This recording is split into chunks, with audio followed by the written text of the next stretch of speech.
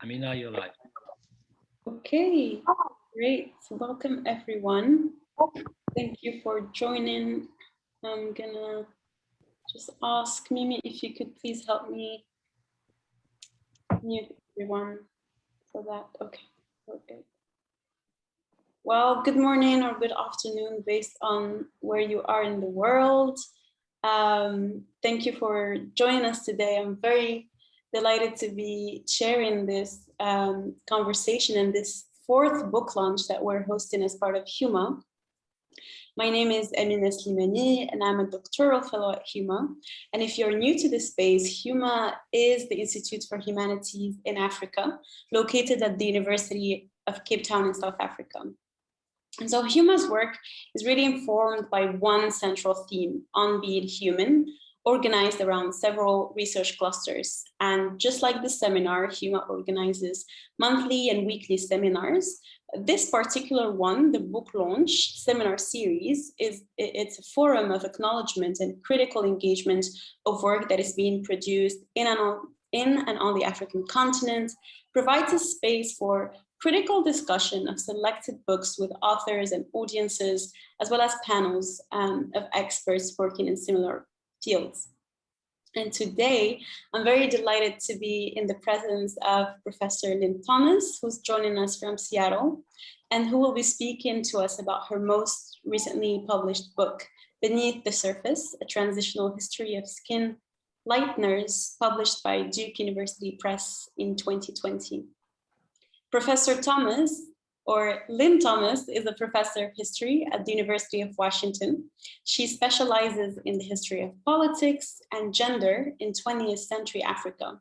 And she has taught courses on African history, the global history of AIDS, comparative colonialisms, and comparative gender. In addition to being in the Department of History, she's an adjunct professor in the Gender, Women and Sexuality Studies Department and in the Anthropology Department. She's also an active member of the African Studies program, and she's currently the interim executive director of the School of Drama. She's the co-editor of The Modern Girl Around the World, Consumption, Modernity and Globalization, and co-editor of Love in Africa. And she's the author of Politics of the Woman, Reproduction and the State in Kenya. In discussion with Professor Thomas is Divine. Divine Folk is a social anthropologist and director of the Institute for Humanities in Africa. But we will definitely start by hearing from Professor Thomas. The floor is yours. Okay, great. Thank you so much, Amina, for that introduction. I really appreciate it. So I'm actually in Albuquerque, New Mexico, because I am visiting my mother. So so I'm actually not in Seattle, but thank you so much, all of you, for being here today. I know this far into the pandemic, I feel very zoomed out.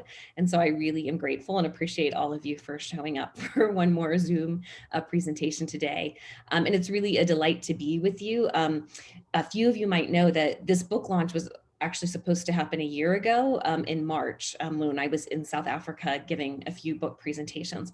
Because of the pandemic, it was canceled and then postponed. So it is really a great honor to be with you today. So thank you. All right, so I'll just go ahead and jump in. And what I'm gonna do is I'm just gonna say a few words about kind of the overview of the book. And then I just want to share with you some images. So the book has about 70 images. So it's very a visually oriented book. And I just wanted to show you a handful of the images to give you a sense of some of the material in the book. Okay, so what the book does is it examines how and why skin lighteners became such popular, but also such contentious commodities in the 20th century. And the approach I take is both transnational and what I call layered. So it's transnational in that it's centered in South Africa, but it looks outward to the US and to East Africa.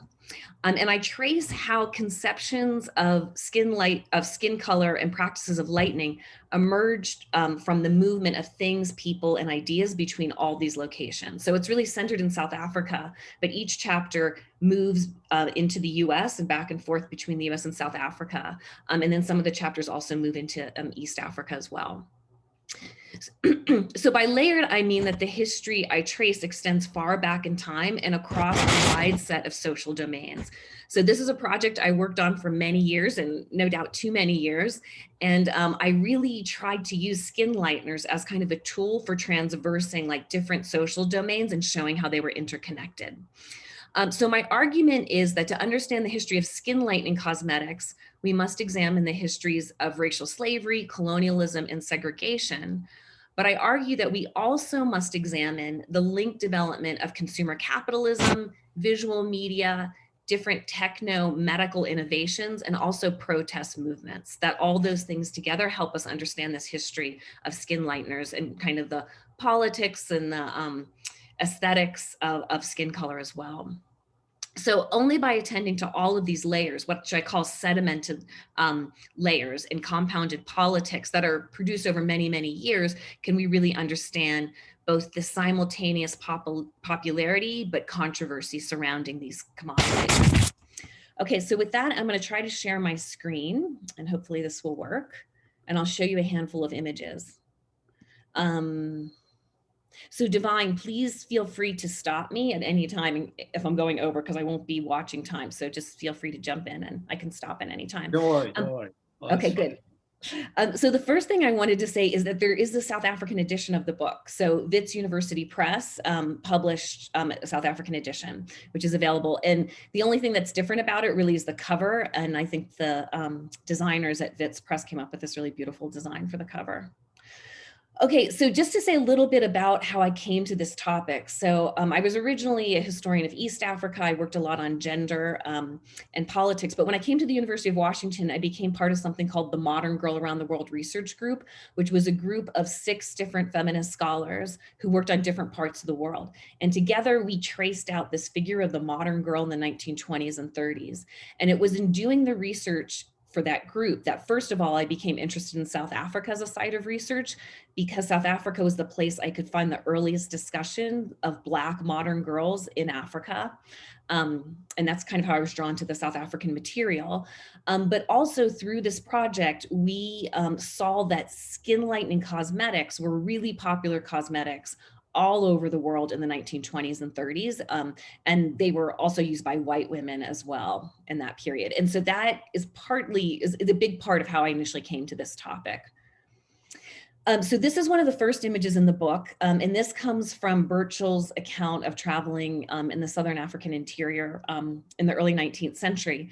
And what I use this image to show, so this is basically an image of a Setswana-speaking woman who has sobilo, otherwise known as specularite, in her hand. So sobilo was a mineral, so it's basically a form of hematite that was mined in the north and is still, well, it still could be mined in the north west corner of Botswana. And we know from archaeological evidence that for hundreds of years, this was a really prized commodity, this shiny, shiny mineral, and that people would trade for it. It was a luxury good. And they would mix it with animal fat and they would apply it to their hair and their faces. And so I basically talk about sobilo or specularite as a kind of it's not necessarily like a direct precursor to skin lighteners, but it basically shows that there's a longer or deeper history to people transforming their bodily surface, and particularly in ways that they thought attracted attention to it and kind of made it shiny or brighter in some ways. And so this is kind of part of talking about that. And the earlier parts of the book, I also talk about the kind of the important fact that the history of people in Southern Africa is a history of people with a really wide range of skin tones. So even before European colonizers came to Southern Africa was a place with a really wide diversity in skin tones as well. Okay, then these are some images that show how skin lighteners were very popular. In fact, one of the most popular cosmetics that white women in different parts of the world used in the early 20th century. So all of these are ads that are targeting a white readership and are advertising skin lighteners. Ammoniated mercury was the most common ingredient. Oops, sorry. Used in this period. I think there was a timer on that. So this is true in the early 20th century, but what happens in the 1920s and then really in the 1930s is by and large white women stop using skin lighteners as tanning becomes a sign of being a healthy person and also having an elite status because you have the time to spend time outdoors playing golf and tennis and things like that. And so by the 1930s, in places like South Africa and the US, skin lighteners are no longer really used by white women, but they come to be associated as a commodity and cosmetic used by women of color, so brown and Black women. So these images here, so this ad appeared in the Sun newspaper that targeted a primarily colored readership in the Cape. And it's an advertisement for Carew. So Carew becomes one of the most popular brands, or is probably the most popular brand of skin lightener by the late 1950s. And it originates at this pharmacy in Middelburg, so kind of out in the middle of the Carew. And what I pieced together is that initially these pharmacists were making this product for probably white women, but somehow in the 1910s or the 1920s, they figured out that there was also a market for these products among colored women and African women in the town. And they begin to advertise to them. And so this is an early ad targeting a colored readership. And so then it takes off from there. And eventually the factory in Middelburg is exporting Carew all over the country, and it's being sold everywhere. So a super important development for the skin lightener manufacturers is the rise of photo magazines. So Zonk in 1949, but then Drum in the early 1950s.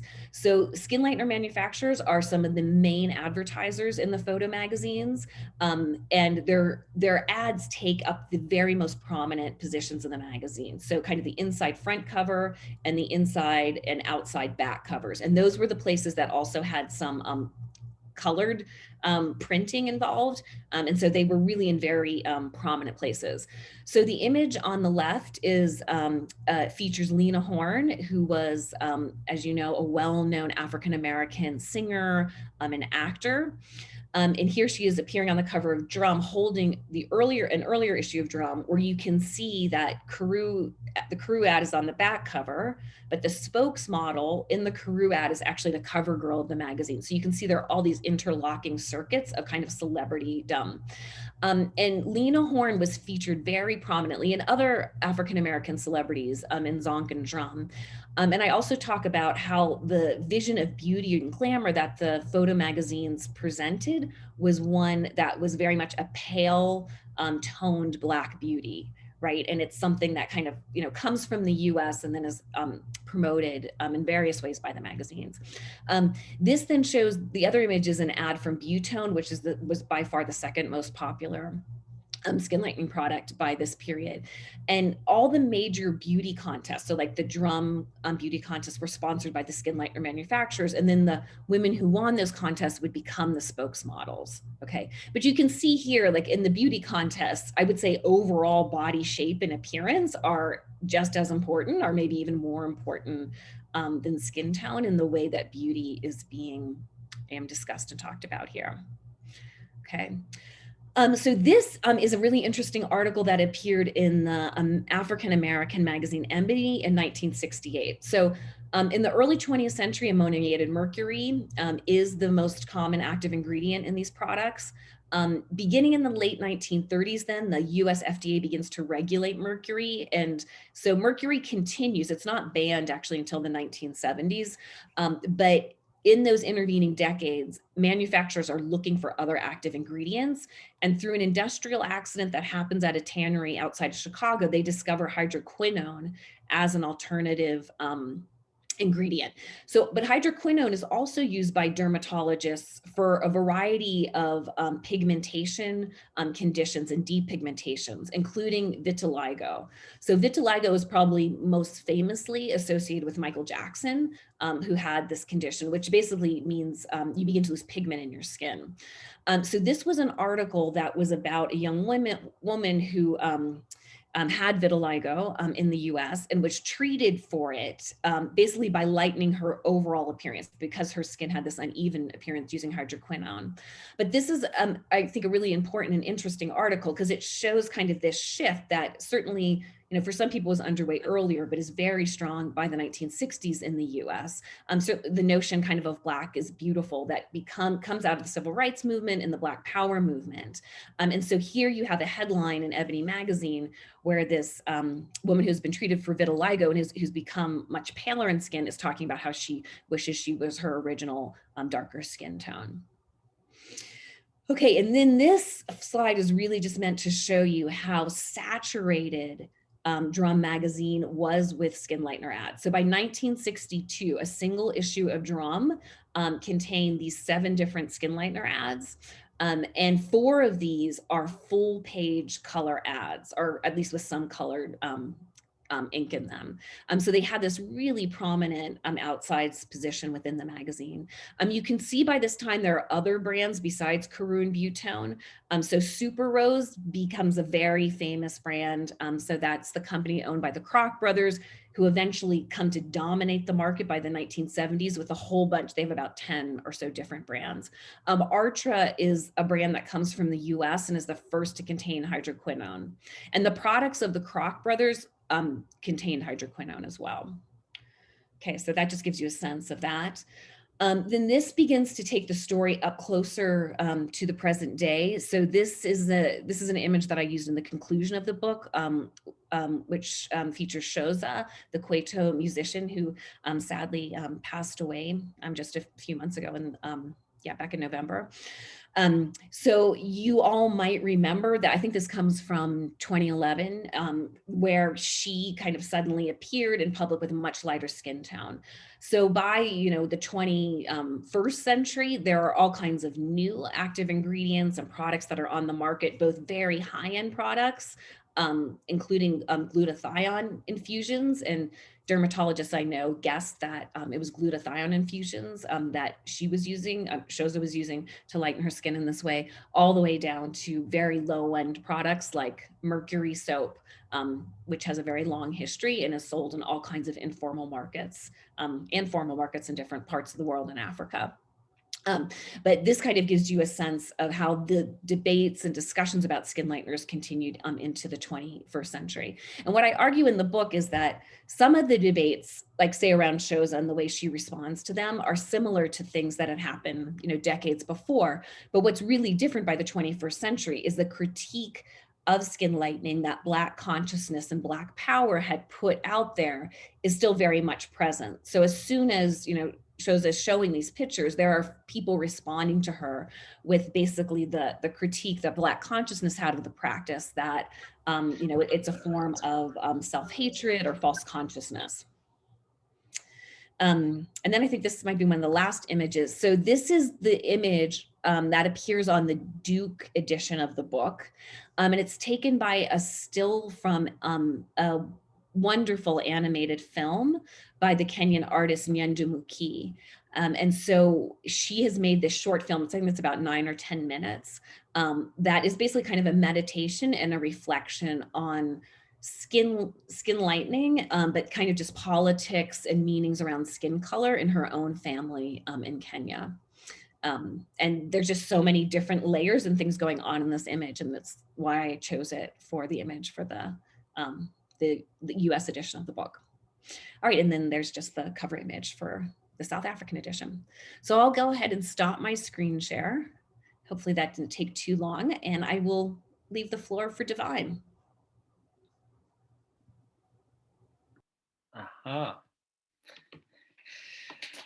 Thank you, Lynn. I think, first I should start by thanking you for taking up the time, to discuss this book here. And I'm glad that finally we have the opportunity to launch it. This was one of the first victims of the coronavirus. So it's good that we do have the opportunity now. Just to note that I have known Lynn for many years, since Botswana. And amongst many things, we did studies at Botswana together in a very small room with a very young teacher. So it's a long history, and we've done and planned to do many projects, together. And in a way, this book, like you have rightly indicated and written, that its production is multi-layered. I think a key a concept or term that is very present and prevalent and actually frames the book is this notion of layers. So one can see in the production of the book and the time that is taken that it's been a process that has gone through so many layers, and that the Modern Girl Project, which is really at the center of this, has really contributed to thinking, what it means to think beauty ideals. And what I find really fascinating is the ways in which one tells the story of transnational capitalism or a transnational racism, through beauty, and that beauty is at the center and at the core of having to understood, and that you try to tell the story of apartheid or the story of South Africa through beauty is in itself quite fascinating. And that you try to tell the story of South Africa's relationship with its counterpart, the US, also through beauty and beauty products, is also quite fascinating. And in a way, this is also a book about the history of settler colonialism. Or settler colonization, because as you rightly state, what makes it really unique and why it is important to connect it to the US is in the ways in which South Africa's colonialism or colonization is quite distinct from the others because of it's a settler colony, and I think that's quite productive. I also think the book is really rich in the way in which I've always known you as a very dedicated historian and somebody who is a kind of evidence nerd, and that evidence is quite crucial and critical for you, and that you actually like multiple sources. In fact, I almost became a historian because you tried to get me to work deeply in the archives, in Botswana, and one can see that evidence work in this book, and that it's a combination of multiple sources, deep historical sources, but an attempt to combine that with anthropological methods, but also with what one could call media or visual methods, because in this analysis, of magazines and this analysis of newspapers, and also how you combine that with medical reports, and also policy and other regulatory reports, I think it makes the book really compelling. And because you're trying to do something that is, I think, is quite unique, to be able to want to tell the story of skin lightening without necessarily having to racialize it. So how does one de-racialize, a skin lightening? How does one talk about skin lightening within the context of decolonization? How does one talk about skin lightening within the context of challenges, to this very thing called skin? And I think there's no better time to be talking about this, especially given what's going on in the US, at a time when the skin emerges, as how do you say, as a stencil, to print all sorts of all sorts of prejudices, and political presumptions. And what you're trying to do is to go beyond. How does one go beyond this? And that's why multi-layers, is quite a key theme in this book. And I say that the book is about a heavy subject. It's about heavy subject that you try to make light. And it is about identity, as you've indicated. It's about modernity and globalization. It's about colonization and the residues of his violence, that has continued and that we can see through skin and through bodies, the continuities of this. It's about women, gender, and feminism. That's also why you adopt an intersectional approach to it. That one cannot really understand beauty or skin lightening without understanding class, without understanding gender, without understanding politics, without understanding race. And at the same time, you try to make it a story about play and playfulness, what I would call expectations of modernity. The very ways in which these bodies, or this skin, are not just what is beneath, but what we can actually see outside, is an object of play. Especially in defining what we see as, as the modern girl. I like the way that you, many accounts of skin lightening often start off from a colonization and the encounter, with the colony. But what you do is to take it far beyond that, right to pre-colonial time. And I think that's really important. And there, what one picks up is this notion of brightness, of light, of illumination. And I think that's something that you might want to expand upon, what's the difference between light, illumination, and lightening. I think that's very critical. And I would like to say that I can sum it up in two questions. One, how does one decolonize skin lightening? That's one, as a field. The other one is, can skin lightening be deracialized? And which is a struggle that you try to do in the book. And then the other is just the notion of layers. What are these multiple layers? You demonstrated through the interdisciplinary layers. You demonstrated through different historical moments. You demonstrated through the combination, of politics, of consumption, race and class. So layers is quite important. But in the end, what you're trying to show is that this commodity, which has social implications, also has physical consequences. And at the same time is a very important intellectual and activist subject that requires us, to do more critical theorizing and reflection. There is a tension between opportunity and at the same time morality.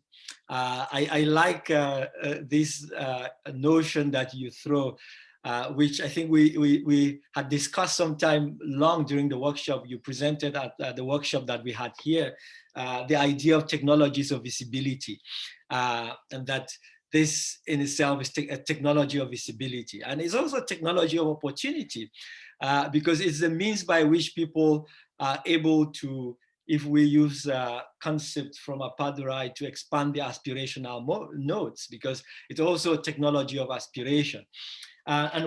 I think you end with a note about persistence. And that's a question we have to ask. Why is it so persistent? Why, despite all the attempts to regulate it, it's so persistent? Why, despite the attempts to demonstrate that it's got really serious health and medical consequences, it's still so persistent?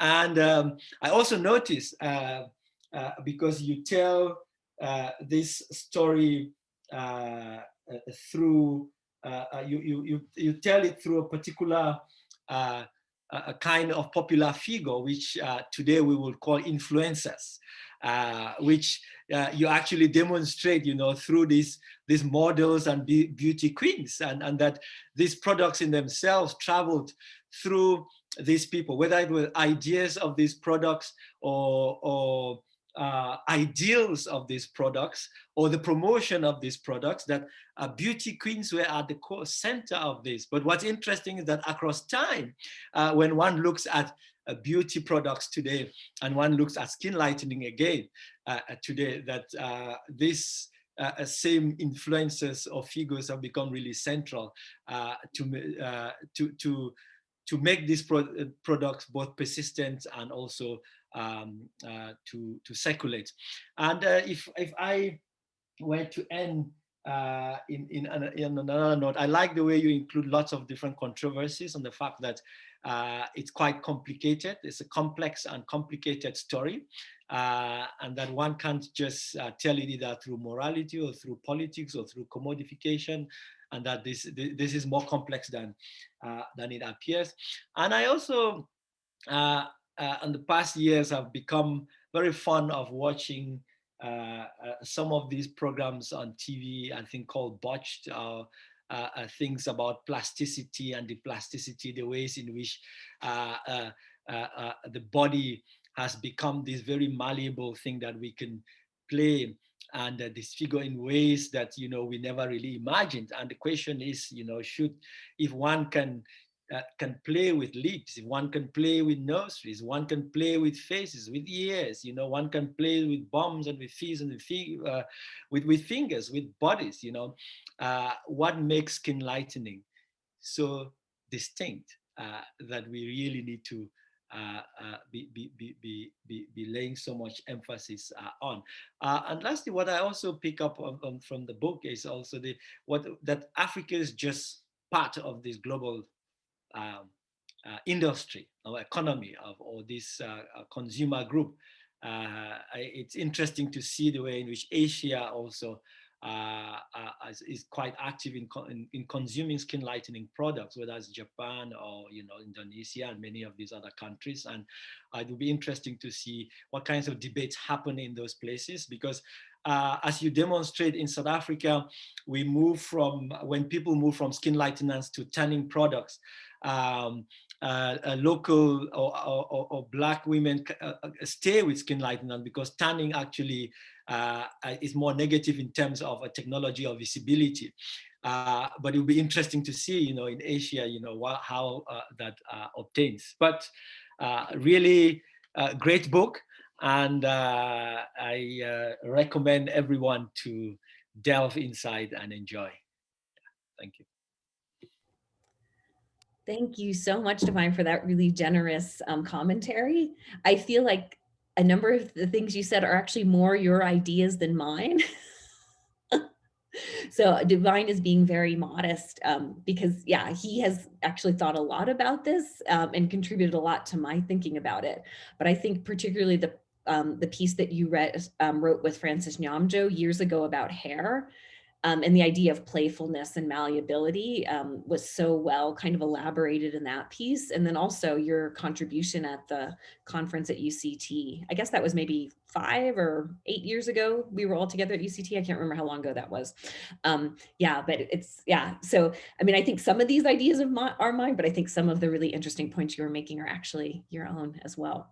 So yeah, I mean, I would say, I never set out to kind of de-racialize the practice of skin lightening. I mean, race and the history of racism and anti-racism have so much to do with the practice, and I'm trying to show that whole history, but I'm also trying to show that there are these other meanings and processes that have also made it so contentious and so popular at the same time. And so I'm trying to show that all.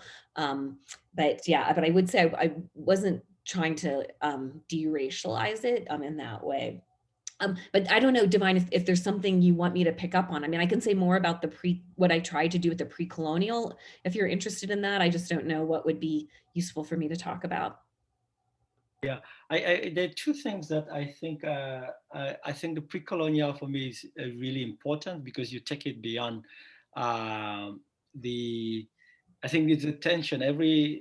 Quite often, many debates around skin lightening start from the encounter with Europe, particularly the colonial history. That's one. And then the link to that is the idea of making light and and luminous, bright, which I think it's a really key core practice, and it's something that's is quite new, in thinking through this, that it's about making bright in particular places rather than, because partly what you're doing, in my view, is trying to deracialize it, and of course, without making, without devaluing, the hegemonic power that, the colony and whiteness, and association with it brings onto this. But the fact that you're saying this is about brightness, I think that's really key, and it would be great to hear more about, that. Sure. Yeah, and that's actually been one of the things that there have been a handful of reviews that have come out, and it's been interesting to me that a number of the reviews have really focused on that first chapter. So the first chapter is where I really try to piece together from very fragmentary evidence whatever I can kind of about pre-colonial and kind of early colonial practices. So that's actually been really satisfying to see that, because I think in a way that is the less familiar terrain. The analysis of the photo magazines, I'm hoping I do that in a way that maybe people haven't done before, but I think it feels more familiar to people. But the effort to talk about these things in the pre-colonial period seems fresher. So that in that chapter, I basically start with Monica Hunter Wilson and Mary Soga doing research in the Eastern Cape in the late 1920s. It's kind of the early 1930s, but basically the late 1920s, and coming across these initiates, some Christian, some not, who are using different. They're trying to lighten their skin in different ways during seclusion practices before marriage. So some are using these grass roots and basically chewing up these grass roots and spreading it on their faces as a lightener. Others, the Christians, are using egg whites and putting it on their faces. And so I basically start with this question, like, do we understand these practices that Mary Soga and Monica Hunter find in the late 20s? Are those just colonial products of colonialism, or could there be a deeper history that they're a part of? And I basically try to make the argument that I think, it's a combination of the two, but it does seem that for some places in Southern Africa, not, uniformly, but in some places for Southern Africa, there were certainly these different practices of caring and cultivating the body's surface. And that in some places, for young women, in getting ready for marriage or initiation, but basically as part of marriage, there was an effort to lighten skin, either by applying botanical preparations or by just staying out of the sun so their skin didn't tan. And this resonates with practices around seclusion that exist in different parts of the continent. Again, it's not a uniform thing, but ideas of going into seclusion, say before marriage, to kind of fatten up, but also part of preparing the body involves kind of a lightening of the skin and kind of returning the body to more of kind of the state of a newborn or a baby. So there's kind of that process. But then there's, Divine, what you're talking about, kind of the luminescence and the shine. And that's where I think the Sobilo gets at that. I think it's this idea of attracting attention. So umeneze is, a term that's still used today to talk about botanical lighteners in South Africa. So basically it's bark from indigenous trees that is used as a lightening agent. And, the root of that word is to attract attention, to strike and kind of cultivate attention being focused on you. And so I think that is kind of the deeper meaning, kind of what draws attention to one's body. Is it like shininess or brightness in different ways? So there's an art historian named Krista Thompson who has a wonderful book called Shine that's really set in Jamaica and focused on Jamaica, but she does a lot of different visual analysis, and she's kind of looking at, in the Black Atlantic world and diaspora, this idea of shine. But in one of her chapters, she looks at videography in discos in Jamaica. It's basically in the 2000s, where there was a lot of emphasis on skin lightening products as well as a way to appear kind of more fully or more brilliantly in video as well. And so she kind of traces out those associations. And I read her book kind of at the tail end of writing mine, but I found her discussion of kind of luminescence and shine actually really useful there. And I do think, and I get into this in the book, in particular chapter 4, I do think that the tremendous expansion in the popularity of these products in the 50s and 60s had so much to do with the rise of photography, and particularly black and white photography, and kind of ideas that come out of Hollywood of how you make people's appearance photogenic. And so in the way that black and white photography was calibrated, it was calibrated to pale skin. And so, once you have African-American, film stars entering, so, generally they tend to have paler skin tones as well, but that there's a whole way in which the technology kind of shapes this aesthetics of beauty as well. That's super important. Yeah, and I would say, some of the literature on skin lightening in Central Africa, in the Congo and Cameroon, in Divine, this scholarship really will kind of go in that direction more. And if you want to talk about it, it's kind of the de-racialized interpretation, but thinking of a lighter skin tone as kind of reflecting, a certain kind of energy that comes from the inside, that's kind of operating in these different registers. So in the introduction, I try to do what I can with that. I also try to make this distinction between ritual whiteness and racialized whiteness in that chapter.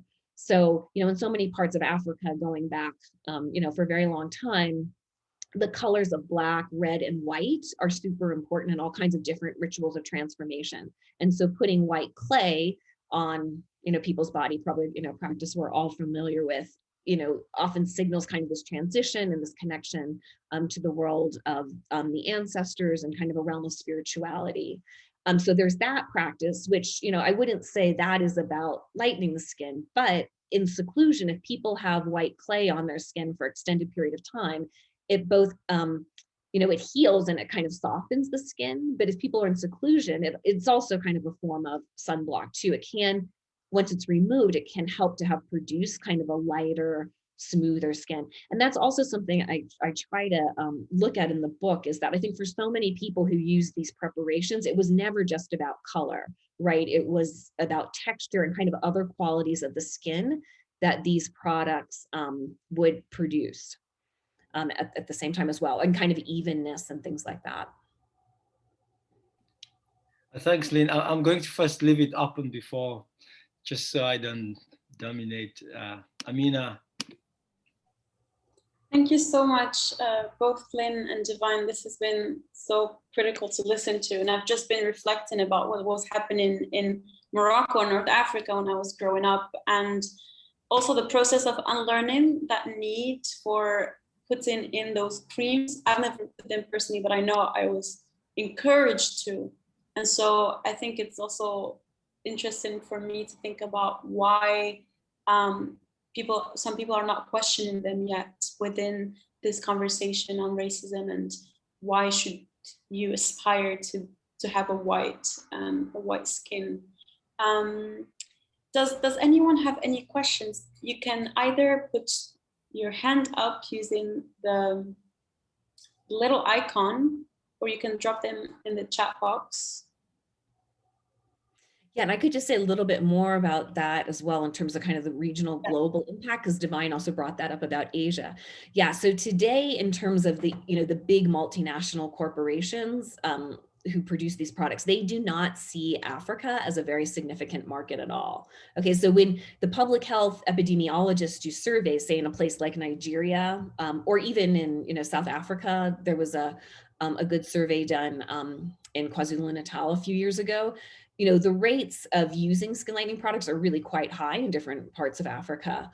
But the multinational corporations don't see Africa as a really significant market. And that really has to do with kind of the volume of sales that they think they will have. So historically, Japan was the most lucrative, most important market for all kinds of different skin lightening products. But today it is India and China. And those are, of course, are just such massive markets for these products. But then also places in Southeast Asia as well, Philippines, Vietnam, those are all important places as well. So it really does have this global reach. And it is interesting. I mean, Divine brought up the issue of tanning, and I haven't seen in the scholarship on those parts of Asia, you know, an embrace of tanning. So, I mean, it could be out there, and those are places that I don't know so well. But yeah, but the focus is on that. And so as part of the Black Lives Matters protests last year, like all this kind of came to the fore again, because what happened is in early June, so not long after the police murder of George Floyd, one of the, I think it was, oh gosh, I think it was Unilever, it might have been one of the other big companies, came out as a statement as like, we are allies of the Black Lives Matter movement. And then, you know, activists pointed out, and a lot of them were South Asian American activists, or so people from South Asia who were based in the US pointed out, you know, the hypocrisy of these companies coming out as, you know, in support of Black Lives Matter protests, when here they sell products, particularly in other parts of the world outside of the US, that really promote colorism and racism in different ways. And so that sparked a whole bunch of stuff on social media.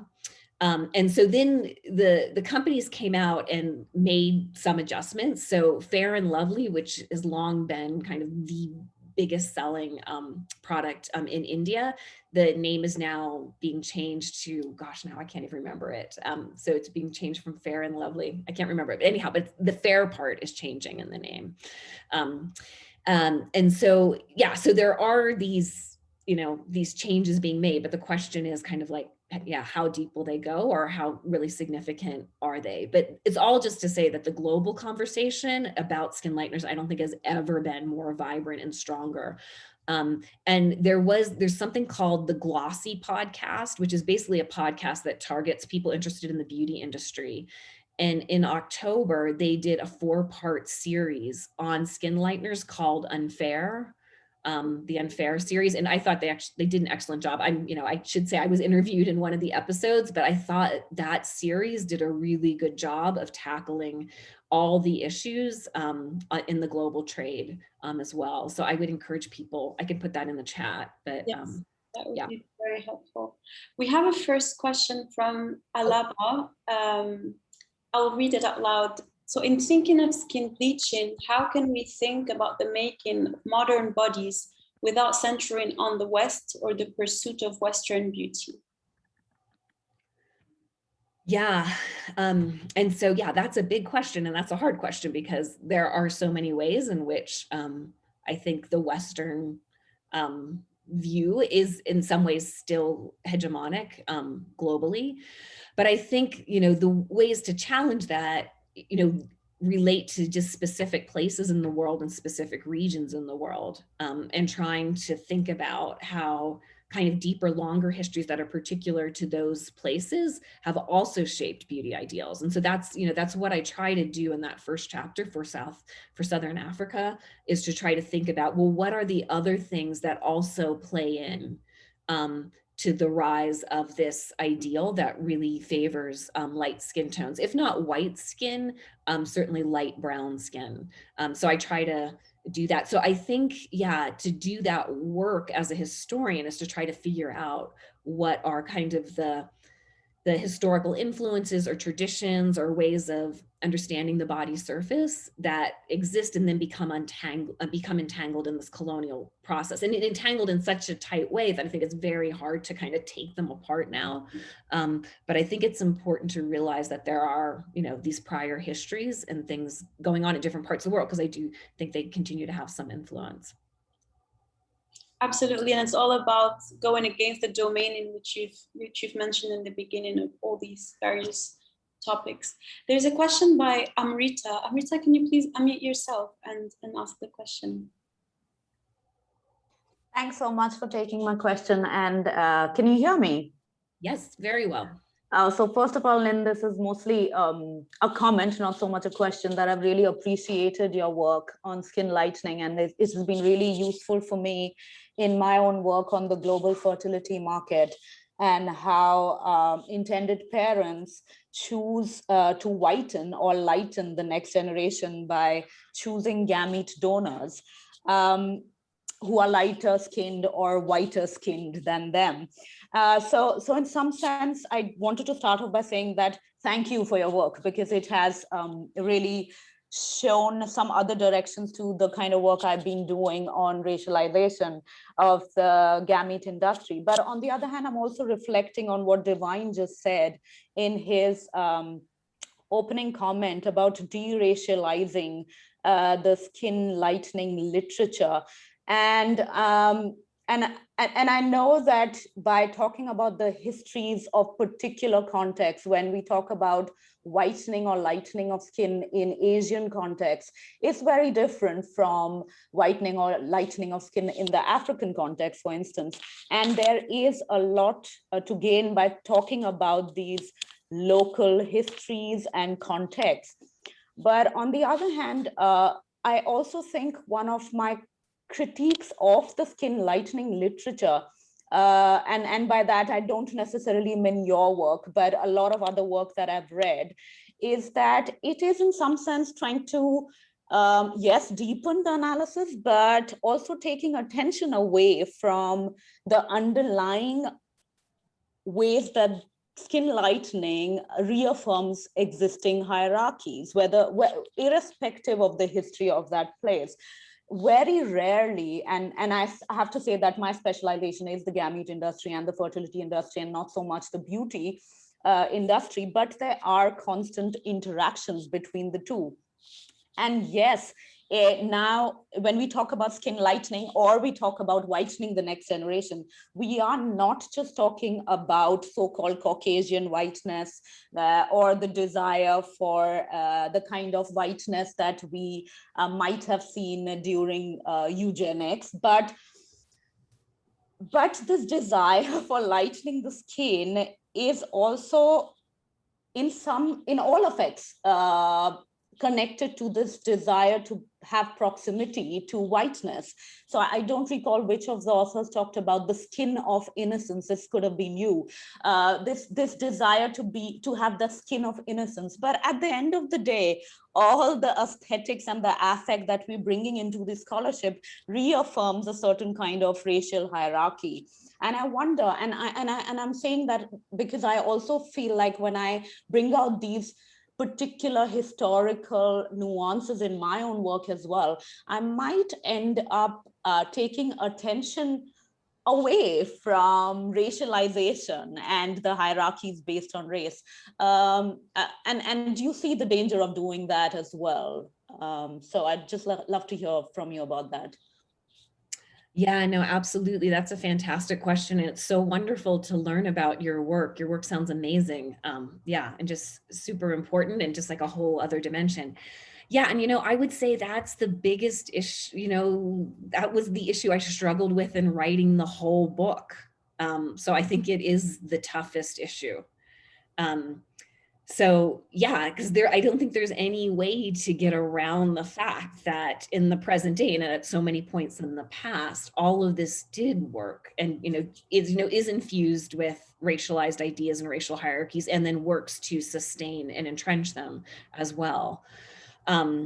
Yeah, and so, but at the same time, as a historian, I do see my role is to try to understand how it came to have such a hold, and as a historian, because I'm trying to trace out the development.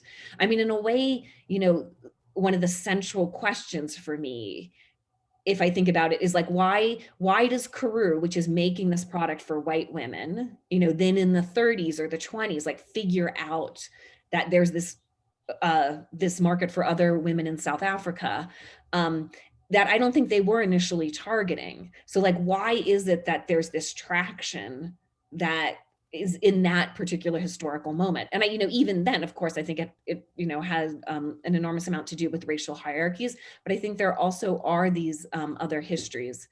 So I don't know that I really have a very good answer.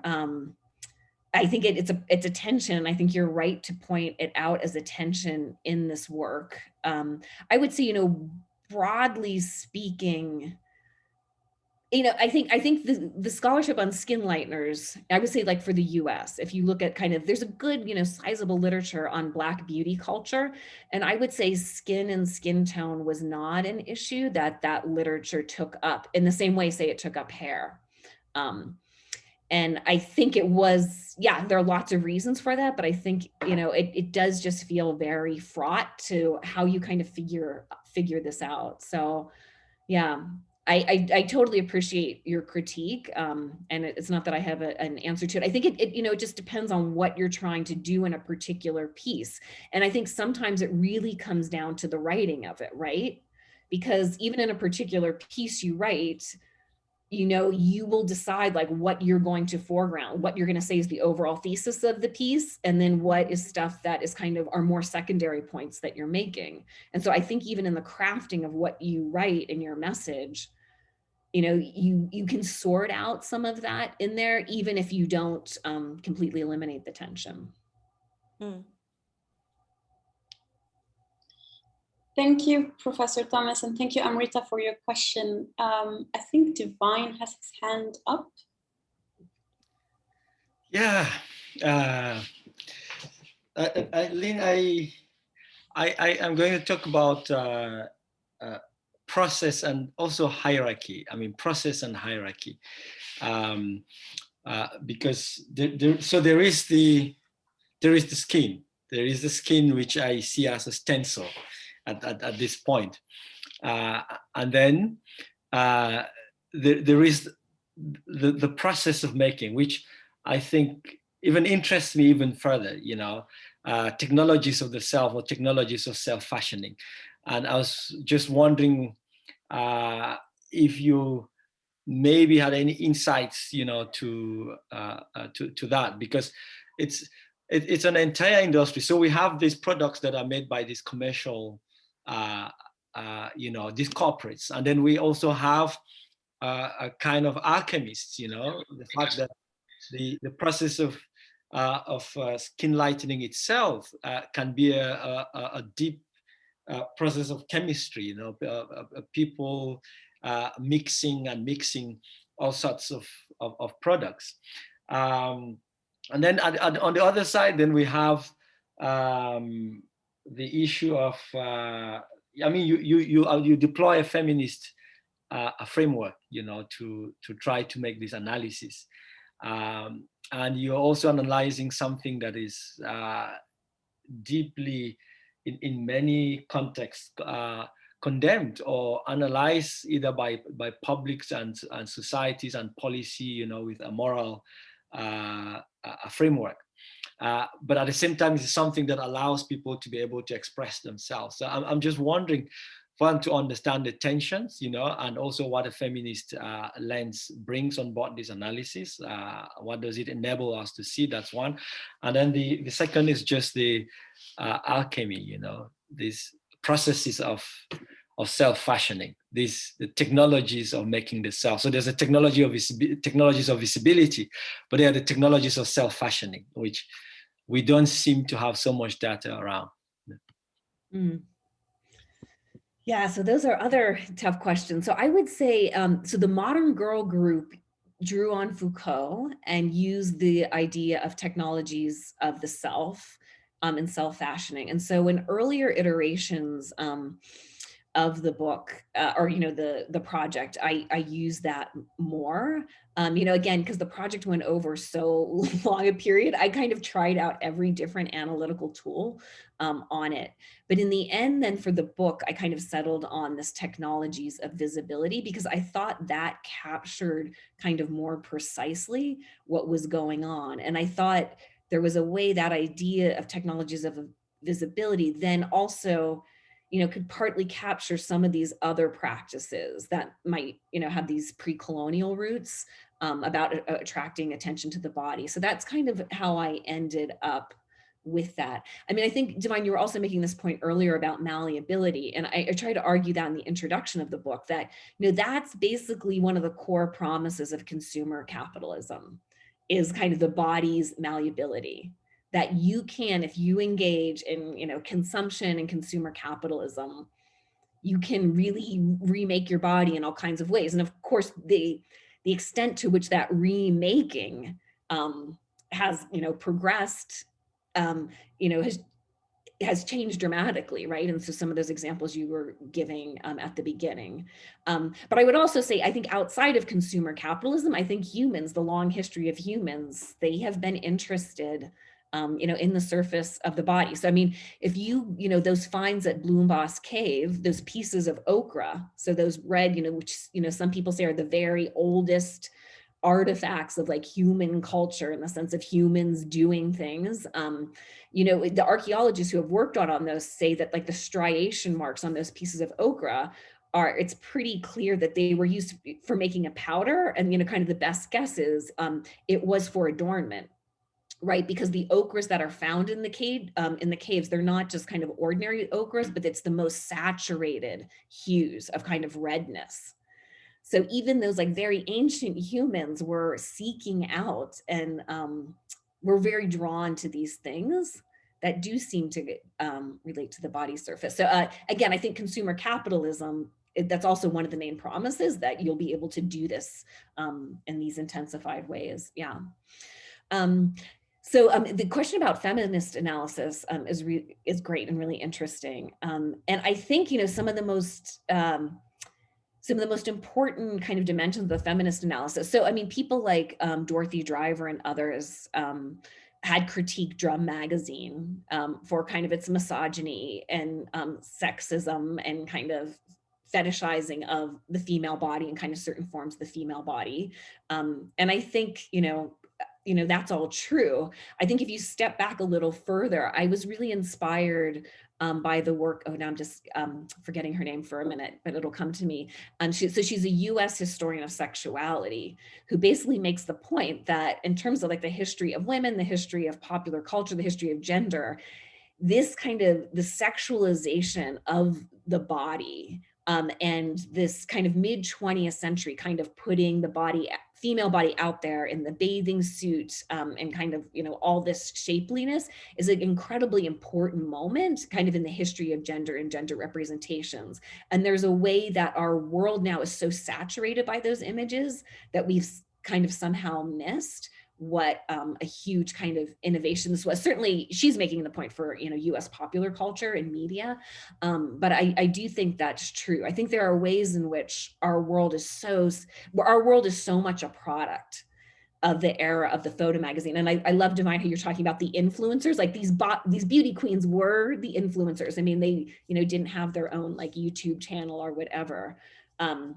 But they operated in the same way. But I do think that kind of media, that visual media, photography, the photo magazines that came in the early 20s and 30s, that continues. It's in these different forms now, but I think that early mid 20th century period is such a huge watershed and setting up for so much of what has just continued since then. Even if, we often, think it's so different because it's different technologies, but I think those kind of basic forms, that earlier period was just so important for that.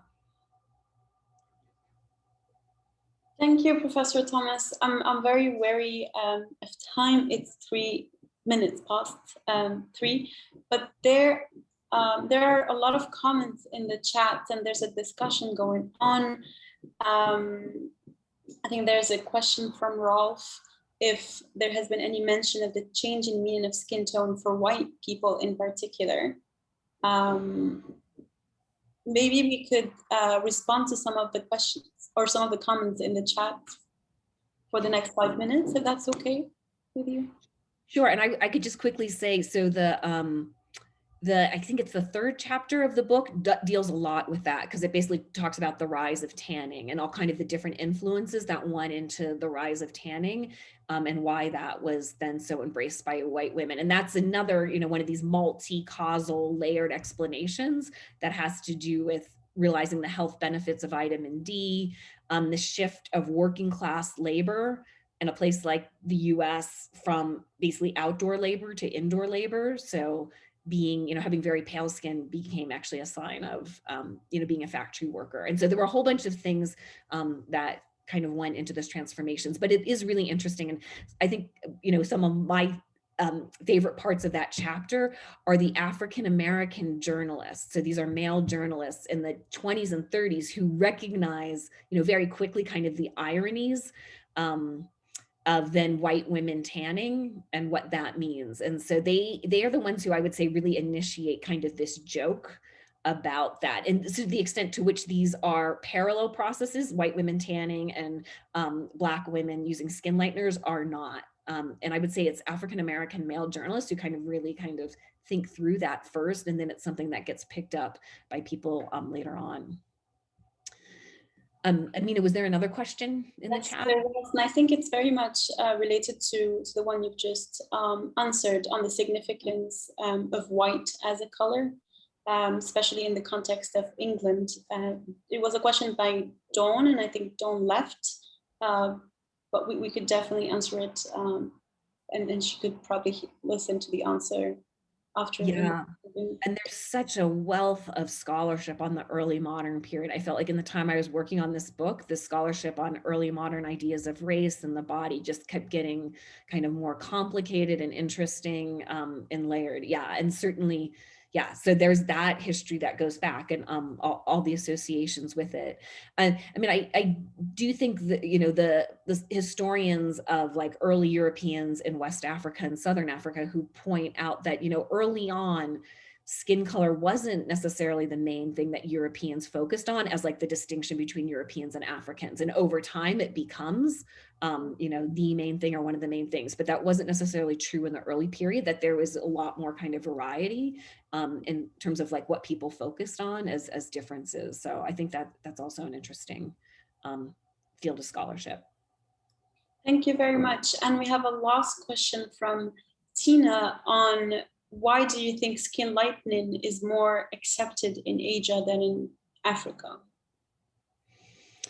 Yeah, well, I would say that has to do with the history of the protest politics, right? I think protests around, you know, so Black consciousness. So in the US, I would say the civil rights, but it's really kind of the Black power movement, kind of the more radical forms of Black nationalism in the US, and then Black consciousness in South Africa, and then African nationalism. So, you know, in places like Tanzania, you know, Uganda, Kenya, you have African nationalists who have the same critiques of skin lighteners as like Black consciousness activists would have in South Africa. And so it's a part of kind of central anti-racist critique. So that's there. I would say, you know, activists around these issues, say in South Asia, you know, would today argue like we need to learn from those other traditions and we really need to see how this, yeah, it's just not like a cultural thing or something, you know, it really does relate to race. But I would say because the anti-racist traditions are so much more at the center of anti-colonial political traditions in places like Africa and in the US, that's why it's a more developed critique, yeah. Thank you so much, Professor Lynn, for your patience and generosity answering all these questions and for your time. We really appreciate it. It was absolutely a pleasure. Thank you so much.